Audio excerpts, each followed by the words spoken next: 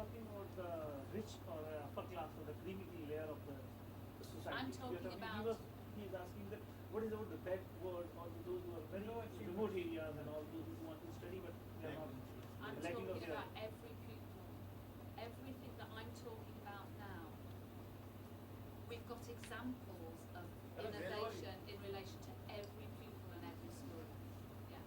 I mean, I could talk to you about the 2,000 cases that I've got, and I can guarantee you'll find schools like Raj's, but you'll also find schools that are really failing, really struggling.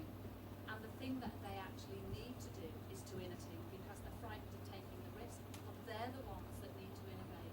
And they're the ones that we give a lot of support to. I mean, Raj's school is working with a failing school. It's quite near where his school is, and his staff work with the staff in the failing school.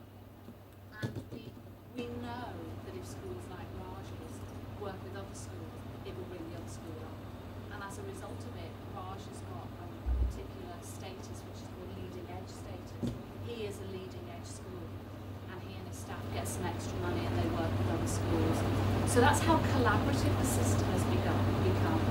Because what I was saying this morning about the Thatcher years, when everybody was just looking over the shoulder, it was not a nice time to be leading a school.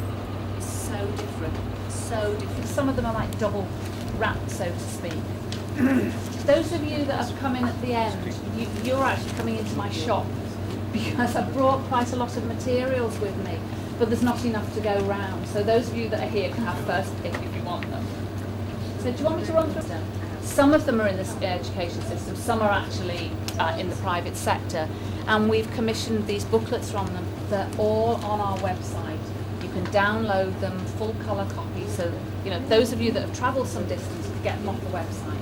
But before you go, if you want this one, which is How Innovation Networks Make an Education Epidemic, and this one I think will be particularly of interest because it's around personalisation.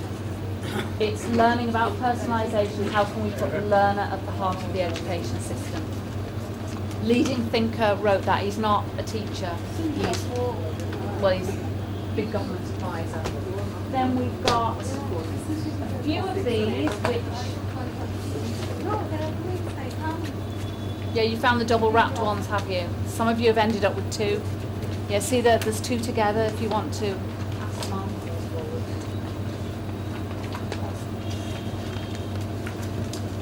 This is available.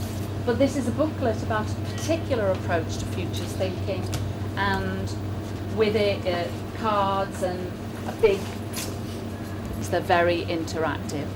But if you look on the CD that Sunita's going to give you, there's a whole list of different places you can go to either download futures thinking toolkits or where you can send for them. And there's one that I'll really recommend, apart from our own, of course, resource pack. But if you can send for that, you get a CD which has lots of activities and an excellent book. And the handbook is quite technical and quite academic. It's not a bedtime read, believe me. But if you're interested, I've got a couple of these, and I think I've got a whole bunch more coming in the boxes that haven't yet arrived that might come at any moment. Okay?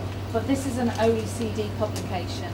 So though I haven't got the OECD link on mine, I have got CERI on it.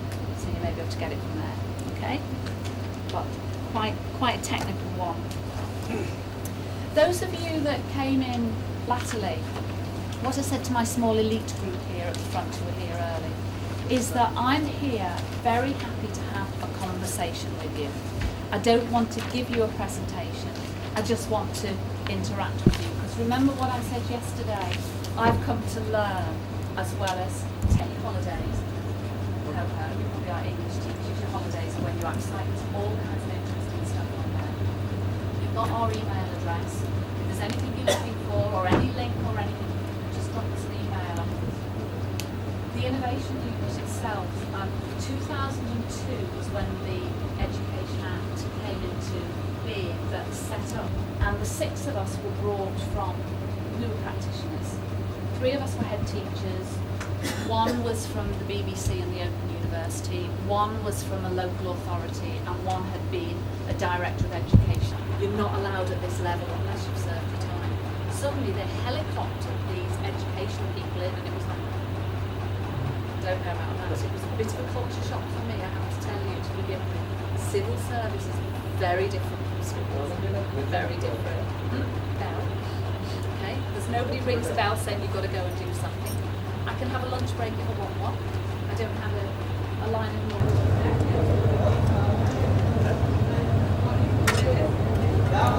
Our children have improved by with the peer learning methods that we are using in our school. Firstly, the children learn cooperation. They learn to share their views. Besides sharing views, they learn how to work in an environment together. Participation, they develop the confidence to take part in activities which they would not have first ovation from and admiration from everybody else. So he also gets that little pep to come and take part in the activities. Communication, since there's a no language barrier, here everybody is at same mental path. They are able to communicate very well with each other and get their message across and be understood very well. And lastly, being a good team member. Because they are socially acceptable, they learn how to deal with their peers, they participate and become extroverted, they develop all round and become good team members or good members of society. That's all I have to say. Thank you very much. Now, Mumbai is the first capital, and we are proud enough to represent Centrepoint School. Our school looks like a castle, and at Centrepoint, like we all know, new teaching methodologies are evolving every day. So at Centrepoint, we do strongly believe that rote learning is a past thing now. That she's done her job. And at Centrepoint, we not only take care of IQ, EQ, but we also take care of JQ, that is joy quotient of the child. And we feel that joy quotient is most important because learning should be fun, not enforced or something burdened on the child that you have to do this. We keep on attending workshops, not only me and Kesar, but all the teachers, we keep on attending workshops, and we come back to our school and take an in-house workshop so that all the teachers benefit from it. We also have a brainstorm session on a new idea. If a teacher has introduced something new idea or some new technology in a class, that is taken up once in a fortnight as a brainstorm session where we discuss on the advantages and disadvantages of school. The first branch. Yes. Why do you have to go to the?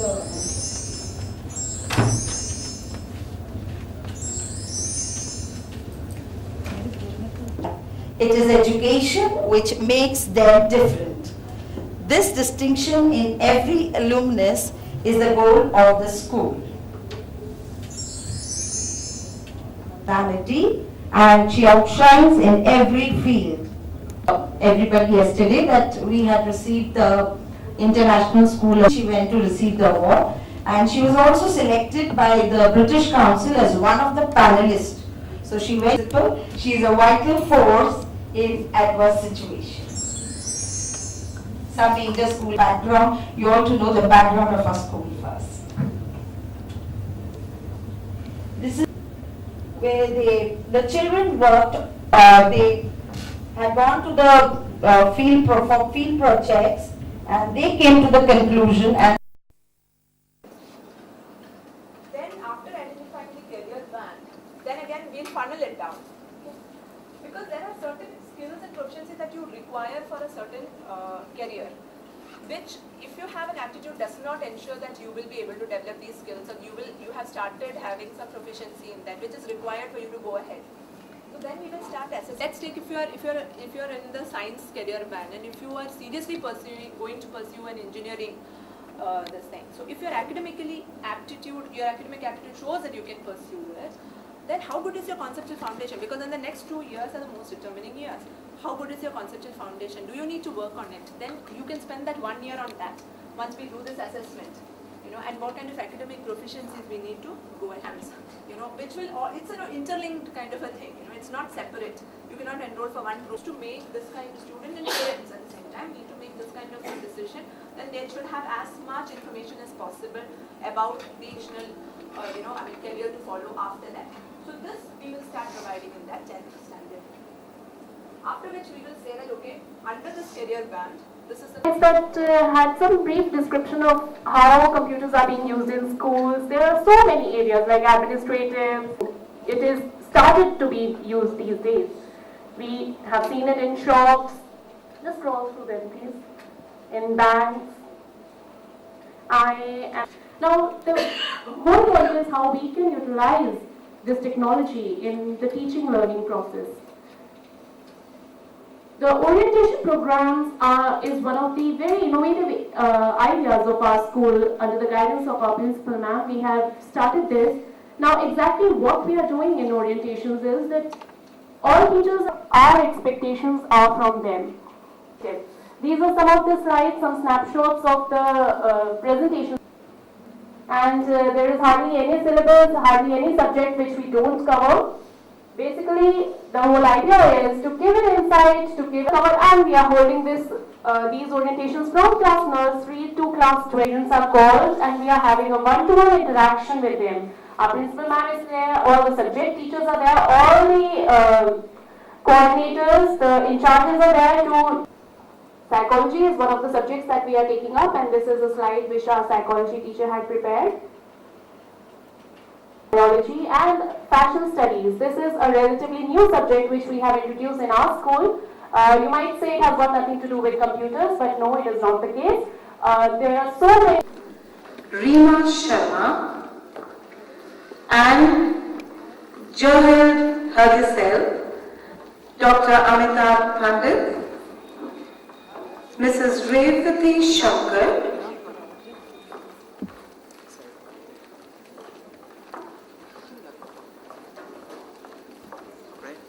Mrs. Shanti Krishnan,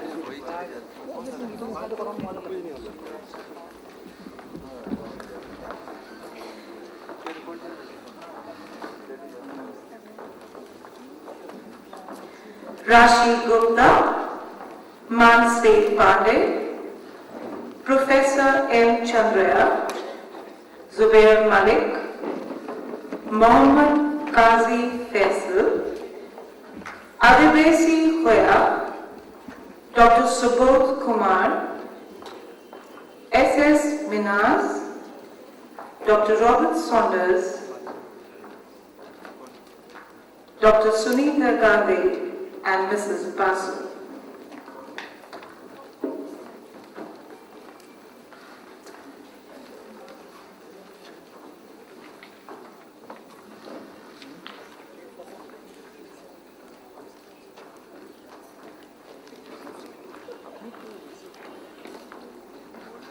You can see it's completely unbiased, even I am invited for this. A completely independent committee has made all the decisions.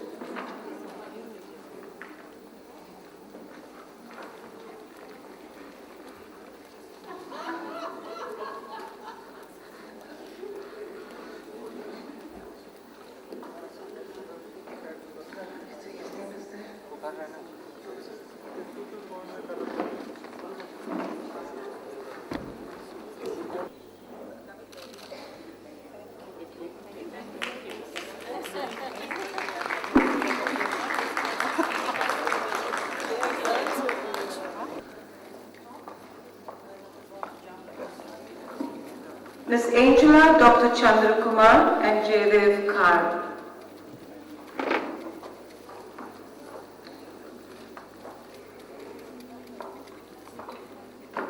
For the best presentation for roundtable session, Naz Hafiz, Dipshika Awasthi, Reema Sharma. Please give them a far more stronger and a heartier applause. Thank you. Principal, Joplin Road, Mrs. Manju Nautiyar, Primary In Charge, Mrs. Kehkasha, and awarded teacher, Ms. Renu Agarwal. Principal, Mahanagar 3rd Building, Mrs. Prema Subramaniam, Primary in charge, Ms. Praveen. Awarded teacher, Ms. Manishi Adwar.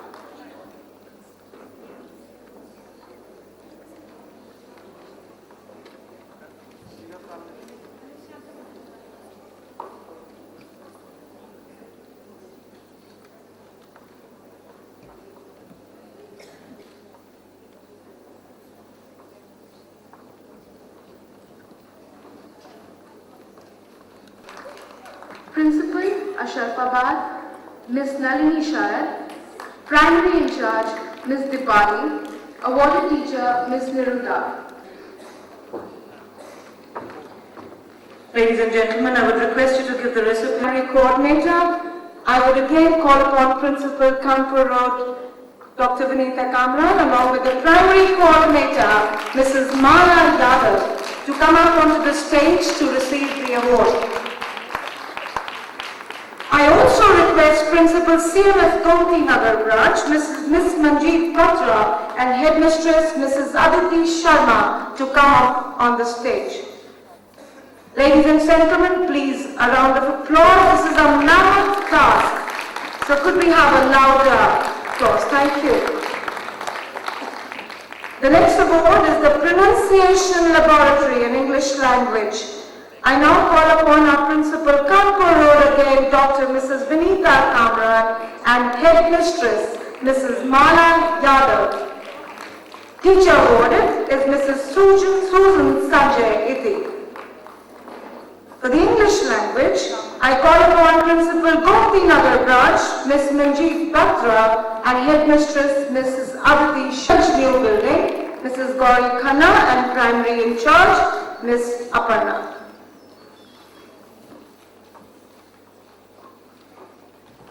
The next category is for the Mathematics Laboratory, which goes to Rajajipuram New. May I now call upon Mrs. Deepika Wadla in charge, Ms. Preeti Vasan. Ladies and gentlemen, they have put in a lot of work. Please. Thank you. The next category is Peer Learning, Principal Anand Nagar Ava, Ms. Ava, Ms. Anshul Jetli, and Ms. Ravindra Kaur.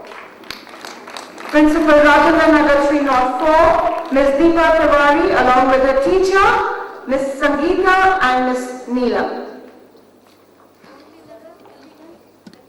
Our branch. I also request Mrs. Sadhna Bedi, Principal CMS Chowk branch, to come up onto the stage to receive the award. Congratulations.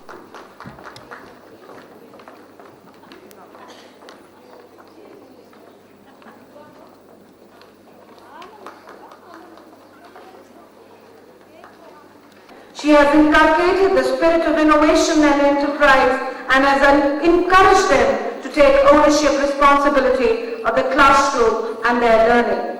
Her creeds, which have brought about a revolution in the arena of education.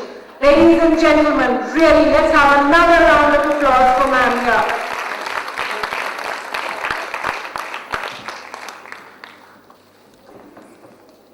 Now I would request, thank you very much, Mrs. Gandhi and Mrs. Francis. Now I would request Mrs. Sushmita Basu, Head Innovations Department and Organizing Secretary for Global Tie, to please come up on the stage and address the gathering. Jaydeb everybody once again. As the program draws to a close, I would like to propose the vote of thanks. I extend my heartfelt thanks to Mr. and Mrs. Gandhi, who have been the inspiration behind the conference. I would also like to propose a vote of thanks to all those people who contributed towards the Global Trends and Innovations in Education First Conference.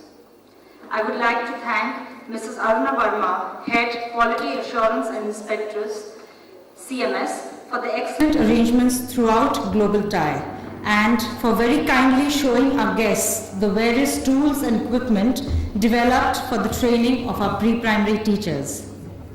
I would like to thank Dr. Mrs. Sunita Gandhi for conceptualizing and designing the entire conference with great proficiency.